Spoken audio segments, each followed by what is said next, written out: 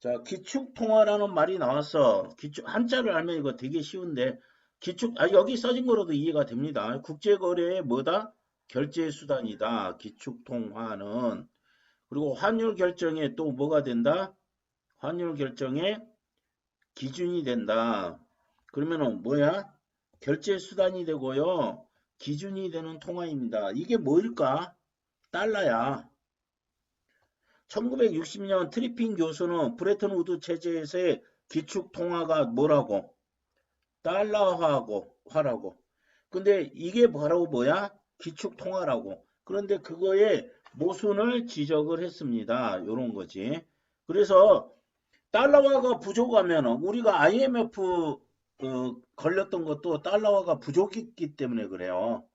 이거는 너무 길게 이야기하면 뭐 엉뚱한 이야기가 되니까. 그대로 시험 본다고 하고 내가 읽어볼게요. 한 국가의 경상수지는, 그럼 경상수지는 요거와 요거의 차이다. 경상수지는 요러면 적자이고 요러면 흑자이다. 당연한 이야기 아니야. 수입이 수출보다 많으면은 당연히 뭐야? 적자지. 수출이 많으면은 흑자지. 여기까지 숨도 안 쉬고 읽어야 됩니다. 그는 미국이 이 적자를 허용하지 않아 국제 유동성 공급이 중단되면은 크게 위축이 될 거라면서도 반면 적자를 허용하지 않으면은 위축될 거다. 결론에 적자 상태가 지속되면은 과잉 공급되면 준비 자산의 신뢰도가 저하되고 고정 환율 제도도 붕괴될 것이다. 왜? 기축 통화가 뭐야? 달러지. 그러면 읽을 때 어떻게 읽어야 되냐면요. 자, 적자를 허용하지 않는다는 거 뭐야? 흑자로 돌리려고 하면은 위축될 것이고 적자 상태를 고치지 않고 그대로 놔두면은 뭐야? 신뢰도가 하락되고 고정환율제도 붕괴될 거다. 올해 1년 내내 고3들에게 선생님이 이런 이야기 했어요. 경제지문이 나올 거고 재정정책과 환율 정책을 공부를 해라 요랬었다고요. 그런데 이 재정이라는 게 뭐야? 재정이란 게 뭐야? 국가의 살림살이야. 그게 재정 정책이 뭐 여러 가지 정책이 있어요. 재밌어. 그래서 요 두 개를 공부하라고 했는데 지금 재정 정책에 대한 이야기입니다. 그래서 미국이 적자 상태란 말이야, 지금. 미국이 적자 상태인데 적자를 허용하지 않는다는 건 뭐야? 흑자로 돌리려고 어떤 정책을 쓰게 되면은 세계 경제가 위축이 될 거고 우리는 결론만 생각해 지금. 두 번째, 그냥 적자 상태를 그대로 내버려 두면은 그러면 그 상태가 지속이 되겠지. 그러면은 신뢰도가 저하되고 고정환율제도 붕괴될 거다. 이렇게 이야기를 했다고 누가 이 교수가 트리핀 교수가 이러한 트래핀 딜레마는 이게 이제 지금 하고 싶은 중심 화두지. 트래핀 딜레마. 딜레마라는 건 뭐야? 대답들을 안 해. 응? 이렇게 할 수도 없고 저렇게 할 수도 없는 거. 이렇게 하면은 이쪽이 안 좋아지고 이렇게 하면은 저쪽이 안 좋아지고 이런 거야. 그러면은 여기서 뭐야? 그냥 적자 상태를 내버려둬도 위축이 될 거고 적자를 그대로 하면은 신뢰도가 하락되고 고정확률도 붕괴될 거라면 그러면은 이것도 저것도 그냥 내버려둬도 안 되고 재정 정책을 써도 안 된다. 딜레마라는 게 그런 겁니다. 딜레마는 뭐야? 유동성 확보와 달러와의 신뢰도 간의 문제다. 그럼 딜레마는 유동성 확보와 신뢰도 문제다. 그럼 어떻게 되냐? 그냥 딜레마라는 단어를 생각을 해보면은 얘를 확보하려면은 신뢰도가 떨어지고 신뢰도를 높이려면 유동성이 확보가 안 되고 이렇게 미리 짐작할 수 있어야 돼. 유동성이란 단어를 보면서. 유동성이란 그러면 유동성에 대해서 이야기하지. 지불 수단을 말하는데 유동성이란 근본위 체제에서는 금이 유동성이고 통화 가치는 금의 가치에 고정되었다. 원래 브레튼 우드 체제가 이게 브레튼 우드 체제는 2차 대전 이후에 국제 경제를 지배한 내용이에요. 2차 세계대전 이후에. 그럼 여기에서 브레튼 우드 체제 하면은 두 가지야. 달러화를 뭐로? 기축 통화로 만들고요. IMF하고 그 유명한 IMF하고 가트 체제. 요 두 가지 체제를 선언한 게 브레튼 우드 체제야. 근데 이거 읽을 때 이 정도까지 몰라도 된다고. 그냥 요거는 참고로 선생님이 이야기를 지금 해주는 거예요. 브레튼 우드란 말이 나와서. 여기서는 근본위제에서는 금이 유동성 역할을 했고 금의 가치에 고정이 되고요. 환율이 자동적으로 결정이 되었어요. 이게 근본위 체제야. 당연한 이야기잖아. 근본위 체제다. 그런데 브레튼 우드 체제. 그러면 이 이전에는 2차 대전 이후에는 뭐야? 근본위 체제였다고. 금을 중요시하던 체제에서 이제 금의 역할을 대신해 주는 게 뭐다? 달러화가 금의 역할을 해줄 거야. 그러면은 근본위 체제에서는 유동성 역할을 했고요. 금의 가치에 고정이 됐고요. 교환 비율인 이거 빼도 된다. 환율은 자동적으로 결정. 요 정도까지만 알면 돼. 근데 이후 체제에서는 달러화가 추가돼요. 이거 몰라도 돼. 금환본위제가 되었다. 금본위제하고 금환본위제. 자, 요렇게 했는데 이거는 설명인데 지금 요 브레튼 우드 체제 설명한 거예요. 그럼 브레튼 우드 체제 이전에는 뭐야?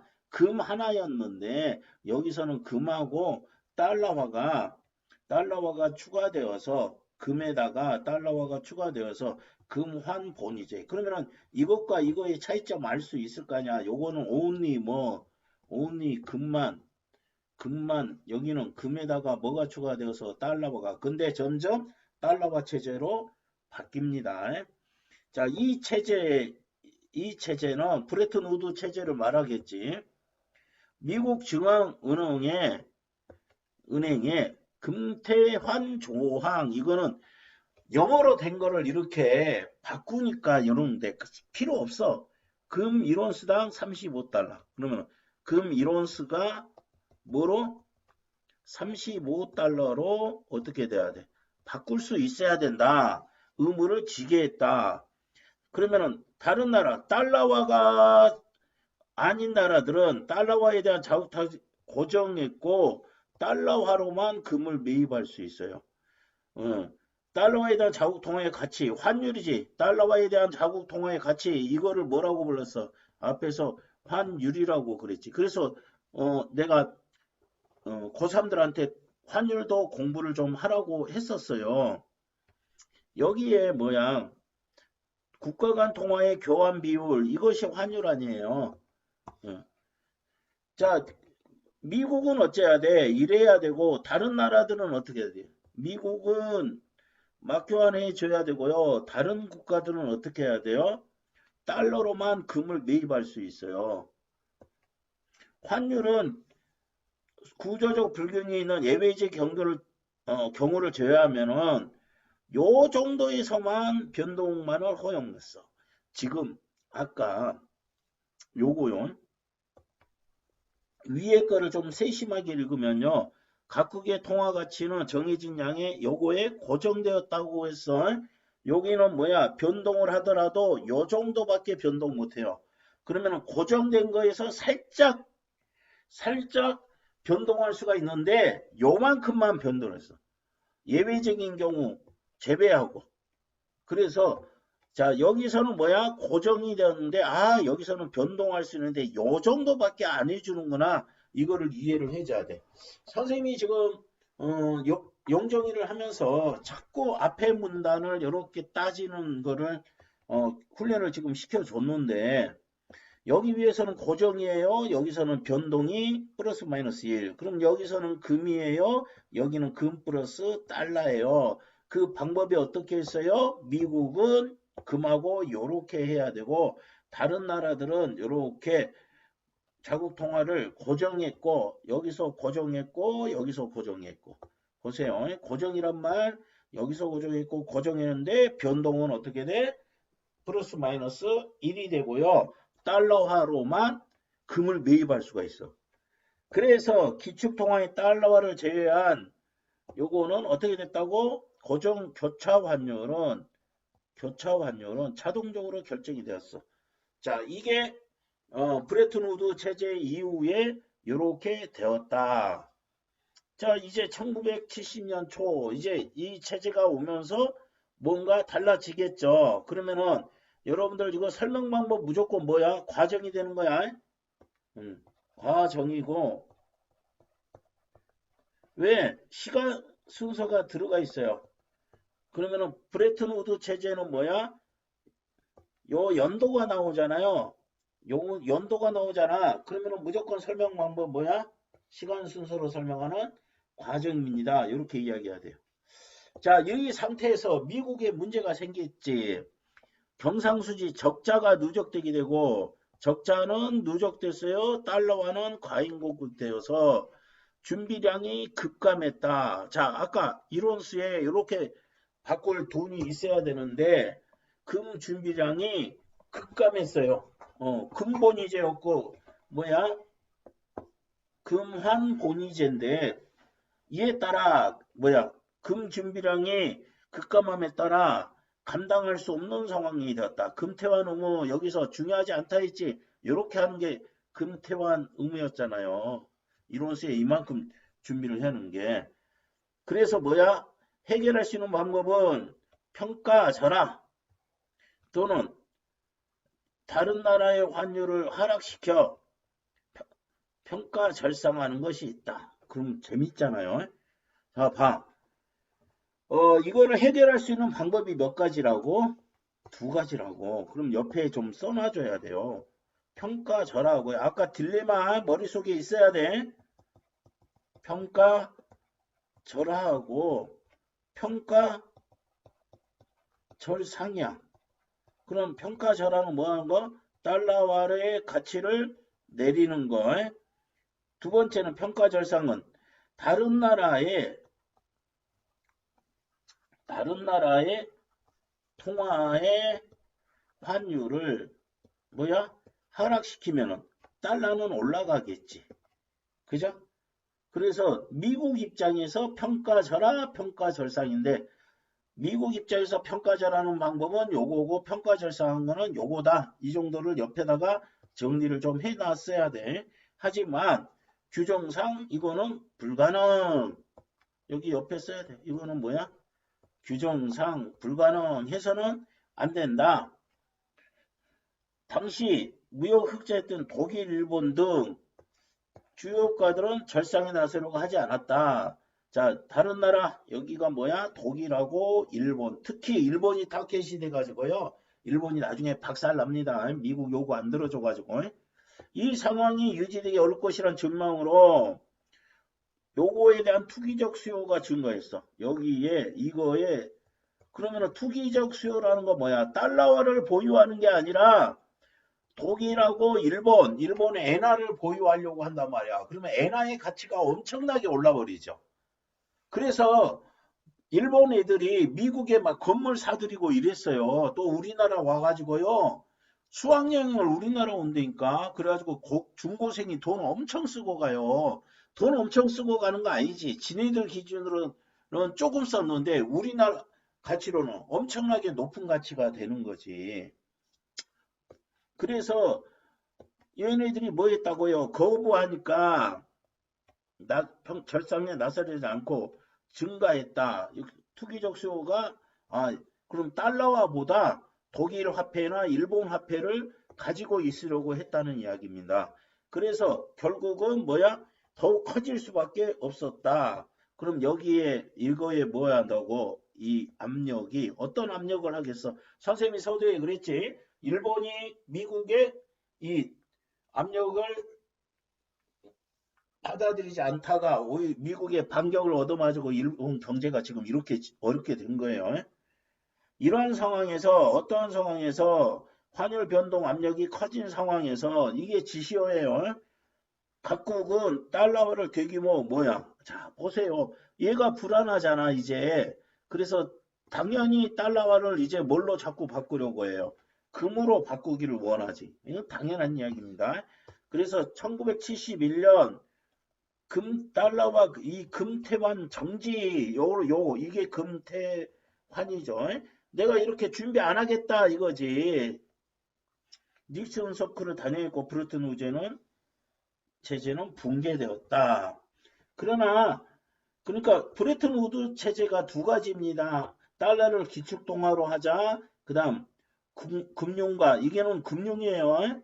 이거는 뭐야? 가트는 그 트레이드 무역이에요. 금융과 무역 그리고 통화에 관한 정책이야. 그런데 이게 무너졌다고 하는 거는 요 통화 쪽에서 무너진 거야. IMF 가트 체제는 계속 유지가 됩니다. 붕괴 이후에도 기축통화 역할은 계속된다. 그 이후로 규모의 경제를 생각할 수 있다. 자, 그러면은 기축통화 역할을 계속된 이유는 뭐야? 규모의 경제 때문에 이렇게 된다. 모든 국가에서 기축통화 없이 사용되는 경우 두 나라를 짝짓는 경우만 수만큼 가지수가 생긴다. 경우의 수가 엄청날 거 아니야. 그지? 자, 얘가 기축통화가 없다면은 그 국가를 짝짓는 경우에서만큼 가지수가 생긴다. 그러나 기축통화를 중심으로 거래를 하면 비용을 절감하고 규모의 경제를 달성할 수 있다. 이렇게 정리하면 되겠어요. 이제 추가적으로 보면은 유로화 있죠. 유로화가 앞으로 기축통화 역할을 하자. 뭐 이런 주장도 그때 몇 번 나왔어요. 여러분들이 생각할 때요. 예를 들어서 이제 선생님 그 선배가 그런 일을 하고 있는데 만약에 내가 수출을 했는데 내가 달러화로 받을 건가 유로화로 받을 건가 엔화로 받을 건가 이런 여러 가지 경우가 있잖아요. 그러면은 수출해가지고 예를 들어서 중국에 수출을 했어. 대금 결제를 하는데 중국에서 달러화로 받았어요. 이 뭐 세 가지 선택이 있다고 해보자. 세 가지 선택이 있으면은 만약에 달러로 받았는데 달러가 몇 년 뒤에 가치가 팍 올라가. 그러면 이거 앉아서 돈 버는 거지. 달러화가 확 가치가 떨어져요. 앉아서 손해보는 이게 무서운 세계입니다. 그래서 이게 어려운 내용이 아닌데 이거를 왜 힘들어 했을까 그런 생각을 합니다. 신문에서 뭐야 요거 내놓고 트리핀 딜레마 이거는 뭐 이게 뭐 고등학교 과정에 이게 나오겠어요. 안 나오지 당연히. 문제 한번 풀어보고요. 자, 요런 거 할 때요. 윗글을 참고할 때 뭐가 중요해? 윗글이 중요해? 보기가 중요해?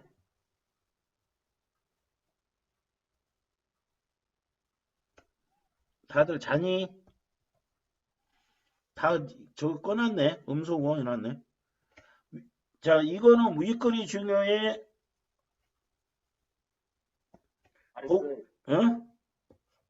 아니야. 보기가 중요해. 그래서 가끔 선생님이 요거를 그냥 안 보고 이렇게 한번 풀어보라고 한다. 근데 이제 이거는 어때?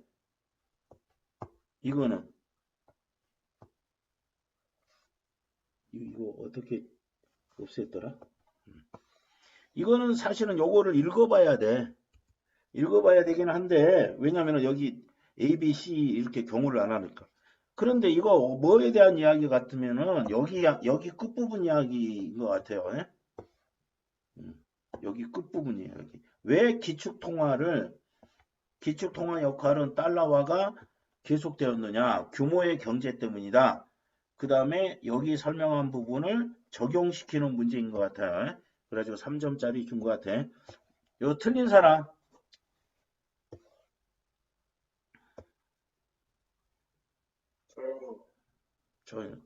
저요 하지 말고 누구요 그래야지.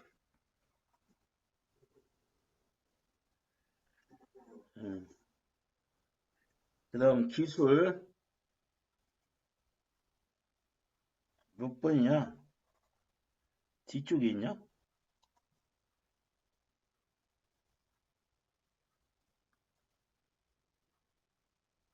어?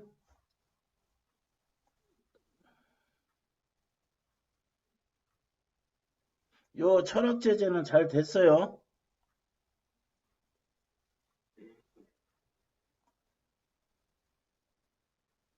여기 14번이지.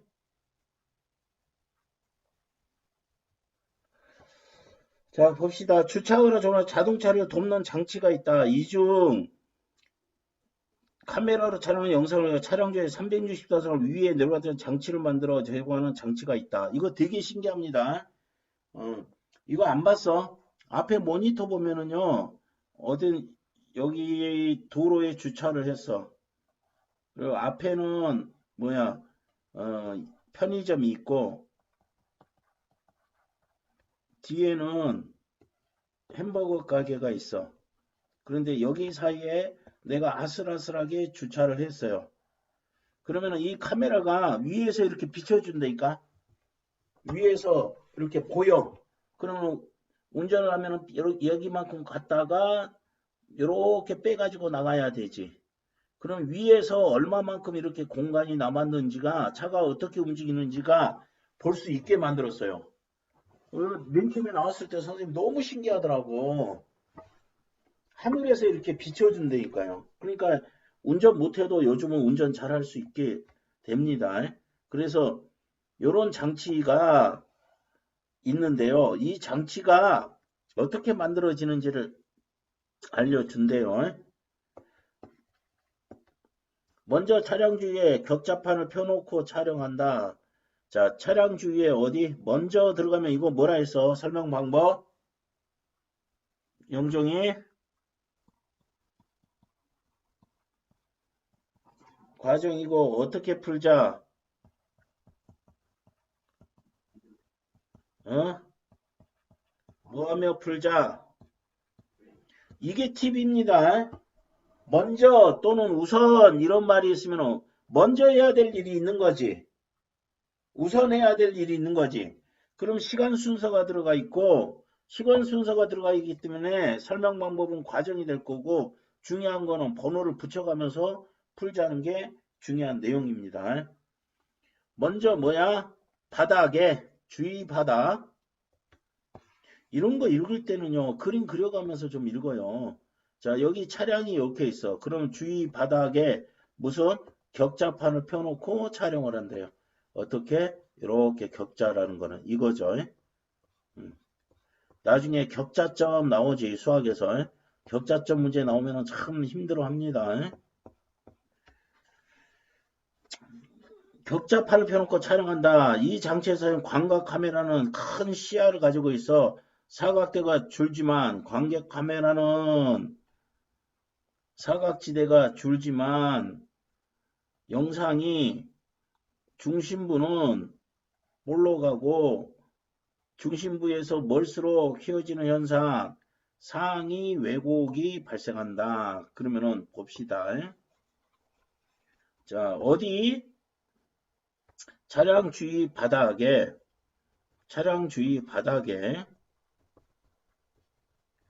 바닥을 격자판으로 촬영을 했어요.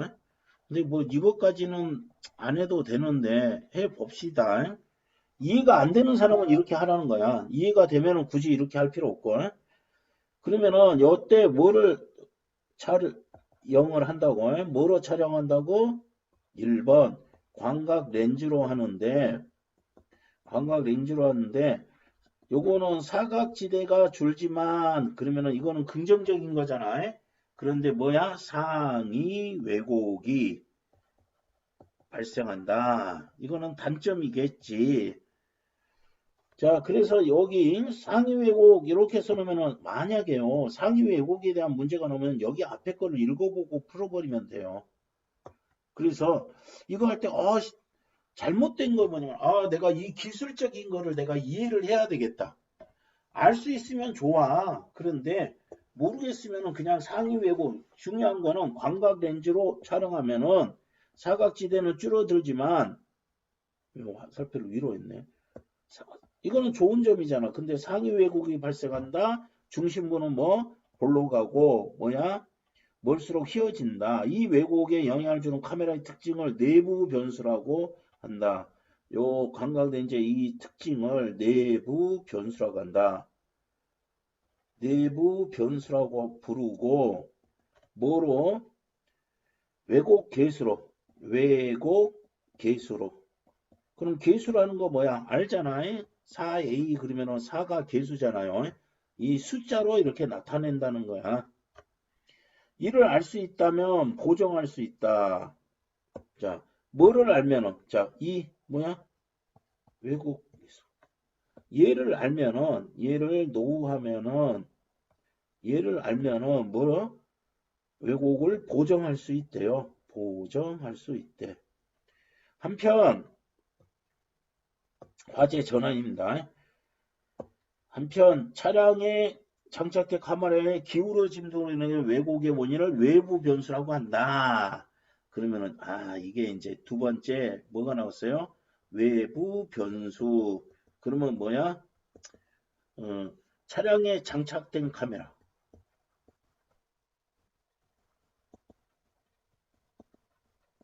옛날에 후방 카메라 하면은 차 뒷부분에 보면은요, 여기서 동그랗게 조그맣게 있어요. 그럼 이게 카메라야. 그래가지고 후방에 뭐가 있는지 이렇게 보여주는 카메라인데, 이거는 지금은 그러니까 차량에 부착된 트렁크 쪽에 이렇게 있어요. 그래서 요거로 볼 수 있다. 그러면은 자 봅시다.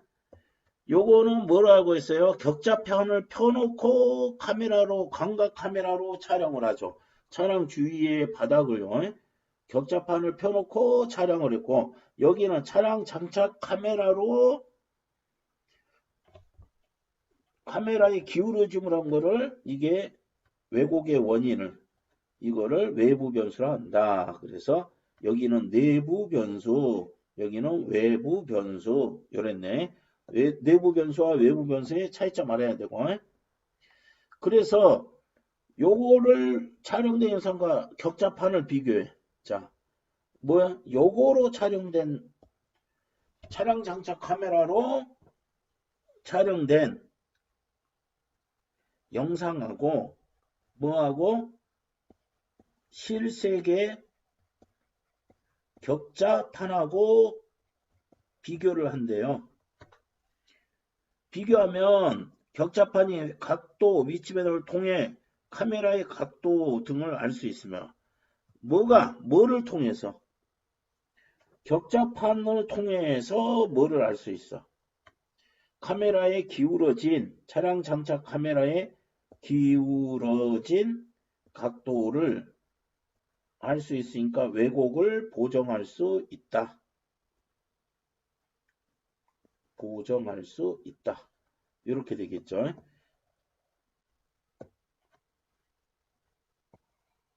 자, 이렇게 됐어요. 자, 그러면은 이제 순서 한번 보자. 맨 처음에요. 차량이 있으면은 요거 격자판을 촬영을 해요. 뭐로? 광각 카메라로 촬영을 하는데 그러면은 뭐야? 상위 왜곡이 발생해요. 그럴 때는 뭐 해야 돼? 왜곡 개수를 알아서 보정을 해야 되고요. 두 번째, 그럼 이거 촬영 끝났지? 그러면은 차량에 장착된 카메라로 영상을 찍고 이 격자판하고 비교해 보면은 카메라의 기울어진 각도를 찾아서 보정할 수 있다. 이렇게 되겠지. 왜곡 보정이 끝나면 영상에 있는 3차원의 실색의 점들을 추정하여 원근 효과가 제거된 영상을 얻는 시점 변환이 필요하다. 그럼 세 번째 뭐 해야 되겠다? 시점 변환인데요. 원근 효과가 사라진 영상 이렇게 되겠죠. 그런데 이거는 뭐 한다? 점들을 뭐 했어요? 추정. 선생님이 추정에 동그라미 쳤다. 점들을 뭐 했어? 추정해가지고 하는 것이다. 이렇게 됩니다. 그것이 시점 변환이래요. 카메라가 3차원 실색을 2차원 영상으로 투영하면은 동일한 물체라도 카메라부터 멀리 있을수록 작게 나는데 위에 내려오는 영상에서는 크기 변화가 없어야 하게 됩니다. 이거 무슨 말이냐면요. 이렇게 해가지고 이렇게 해가지고 여기서 거리 차이가 있으면 안 된단 말이야. 아까 여기 뭐야 편의점이 있었고 여기에 뭐야 햄버거 가게가 있었어요. 그러면 이거하고 이거가 차이가 생기면은 이거를 보고서 여기가 가까워 보이고 여기가 멀어 보이면은 큰일 나잖아. 아직 괜찮아 하고 있다가 꽝 박아버릴 거 아니야. 그럼 요거하고 요거가 이 거리가 뭐야? 똑같게 나와야 돼. 원근이 없어야 돼. 멀고 가까워. 위에서 보는 시점의 영상에서는 크기 변화가 없어야 된다니까. 요거하고 요거 크기가 같아야 돼. 그래서 이거는 당연한 이야기지. 3차원을 뭐로 보냈어? 2차원 영상으로 하면 어때? 요 동일해도 작게 봐요. 멀리 있을수록. 그런데 위에서 보는 시점은 어때야 돼요? 그런 거가 없어야 된다. 그래서 요게 바로 뭐다? 시점 보정이다. 그러니까 원근 효과가 없어졌다는 게 여기서 이해가 되죠. 왜곡이 보정된 영상에서 몇 개의 점과 대응하는 점들의 위치를 알고 있다면 영상에서의 점, 격자판의 점 이거 뽑아낼 수 있어야 돼요. 영상에서의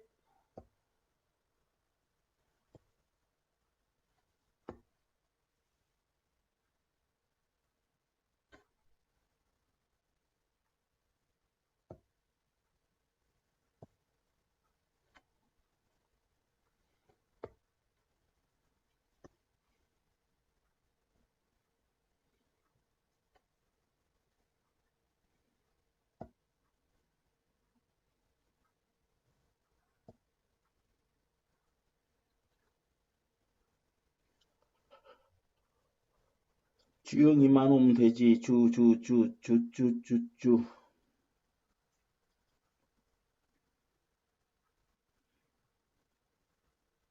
샤워를 안 했더니 깝깝해 죽겠네. 너희들 좀 일찍 몇 분이라도 일찍 재우려고. 주는 왜 이렇게 안 와?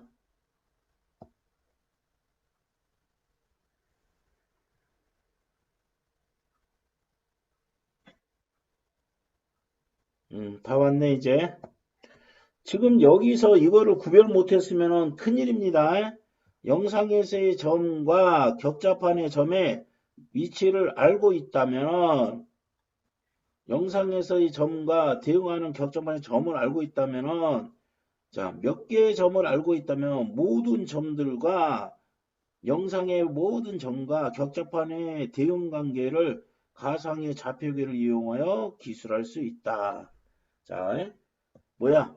이 영상은 어떻게 해야 돼요? 왜곡이 보정이 돼야 돼. 그러면은 여기는 멀어 보이고 여기는 짧아 보이고 가까워 보이고 이러면 안 돼. 그런 영상이 보존된 거를 뭐야? 몇 개를 대응하면은 몇 개를 알고 있다면 모든 점과 대응 관계를 기술할 수가 있다. 이 대응 관계를 이용하여 영상의 점들을 실색에 동일하게 유지되도록 2차원 영상으로 나타낸다. 그러면 아까 원근 효과가 사라진 영상을 얻을 수가 있게 되겠지. 참 신기해요. 이때 얻은 영상이 위에다 내려오는 시점에 영상이 된다. 이제 최종적으로. 자, 요거까지 1, 2, 3 해가지고 이제 뭐야? 위에서 요 아빠들 차 보면은 내려다보는 선생님 이거 맨 처음 나왔을 때 너무너무 신기하더라고. 내려다보는 시점에 차가 동영 화상으로 쫙 나와요. 멋있게. 기아차에서 맨 처음 봤는데 멋있더라고. 이와 같은 방법으로 구한 갑방향 영상을 합성하면은 위에서 내려다본 같은 영상이 만들어진다. 선생님은 맨 처음에 아니 위에서 무슨 촬영해가지고 보여주나 이랬어요. 자, 여기서 좀 주의해야 될 거요. 이제 문제 풀어보고. 자, 영정이는 여기서 몇 개 틀렸어? 많이 틀렸어? 여기서 2개 틀렸어요. 그러면은 다시 풀어보고 채점해보고 또 틀렸으면은 번호를 좀 보여주세요. 보내주세요. 그럼 내일 선생님 설명해주고 또 다른 지문을 좀 공부하고 싶다 하면은 보내줘요. 이거 끝난 거 아니야. 자, 수고들 했어. 내일 시험 잘 보고 내일 시험지 가져오고요. 모의고사. 어쨌든 모의고사는 연습하는 거야. 그래서 연습할 기회 없잖아. 그래서 성실하게 열심히 좀 풀어봐요. 모의고사 때 자는 놈들이 있어. 그거 굉장히 멍청한 거야. 내가 할 수 있는 한 최대한 한번 점수를 만들어 보고 다른 전국의 학생들하고 비교를 좀 할 줄 알아야 됩니다. 수고했어. 공부하다가 자라.